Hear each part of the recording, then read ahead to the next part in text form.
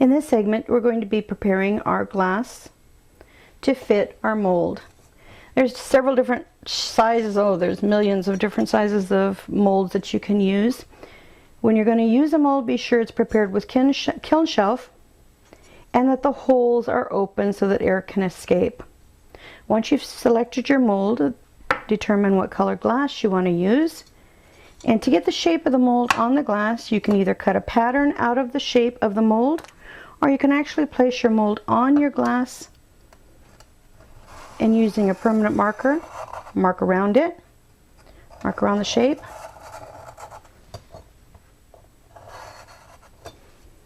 Once you have it marked with a permanent marker, you need to use some beeswax or chapstick to coat the markings. This will keep the markings from washing away when you're using the glass saw. I usually just dip my finger in the wax and go around and dab the edges with a little bit of wax on my fingertip. And once I have that done, then I usually smooth it out to make sure it's completely coated. And there you go.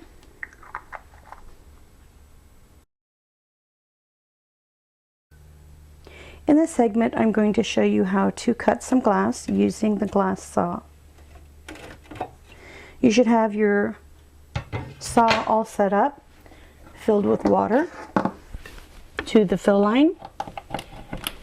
Have your paper towels ready, your bowl of water to put your cut glass, and of course your glass that has already been marked and is covered with beeswax or chapstick to protect the marks. To clean your glass, you simply, I use just soap and water. I use a scrubby with a little bit of dish soap, some warm water, and scrub off all the excess residue, the black marks that are left, the beeswax or chapstick. Go around and scrub the edges thoroughly. Rinse it in clear water.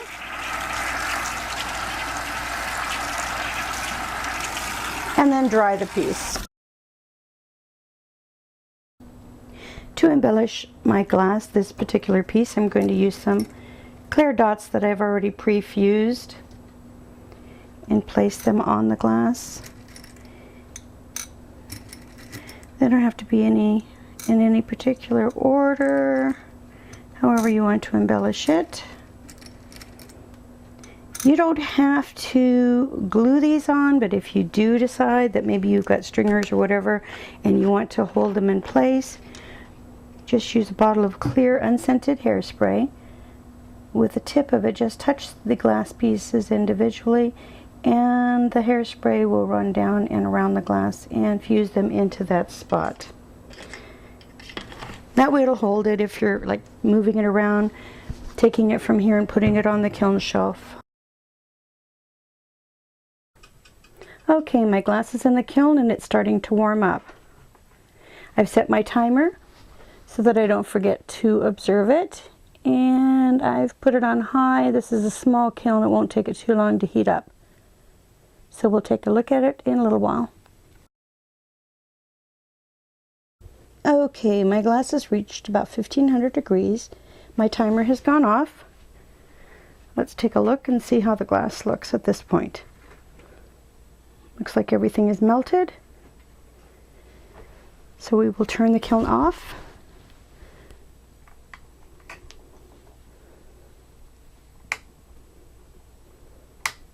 And allow it to cool down naturally.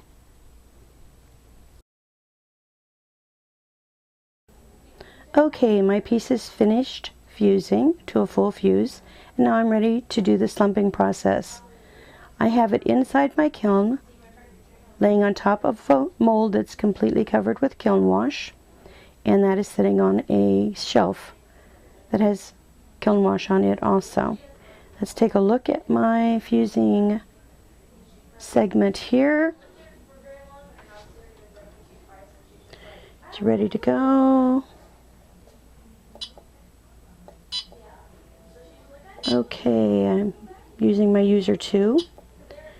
I've got 3 segments I'm ramping up at 250 degrees per hour until I reach 1,000 degrees. And then I'm going to hold it at that temperature for 15 minutes.